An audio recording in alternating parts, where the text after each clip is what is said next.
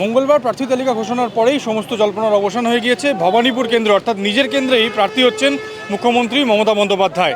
এবং তারপরেই আমরা যেটা দেখতে পাচ্ছি যে প্রথম দিনেই কিন্তু শুরু হয়ে গিয়েছে এখানের প্রচার পর্ব।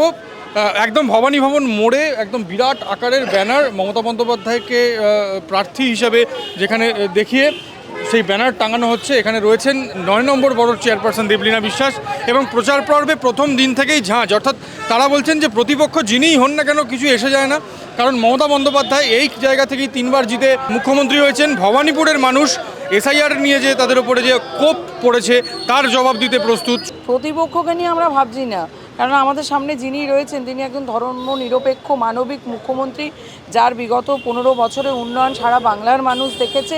তাই এখানকার মানুষ মমতা বন্দ্যোপাধ্যায়কে চেনে। প্রতিপক্ষের কি নাম কে সেটা মানুষ অত জানেও না, খোঁজও রাখছে না। স্বতঃস্ফূর্তভাবে আমাদের মহিলা পুরুষ সব কর্মীরাই রাস্তায় নেমে গেছে। এটাই বোঝা যাচ্ছে জয়টা শুধু সময়ের অপেক্ষা। তৃণমূল কর্মীদের সূত্রের খবর যে আস্তে আস্তে এবার ভবানীপুরের দেওয়াল লেখা চলবে এবং সেই দেওয়াল লিখনের পাশাপাশি ওয়ার্ড ভিত্তিক এবং এলাকা ভিত্তিক প্রচার পর্বও কিন্তু চলবে। এখানকার মহিলাদের তরফে কিন্তু উলুধ্বনি করা হচ্ছে, সেই উলুধ্বনির মাধ্যমেও সেই প্রথম প্রচার পর্ব, প্রথম পোস্টার লাগানো হচ্ছে ভবানী ভবন মোড়ে।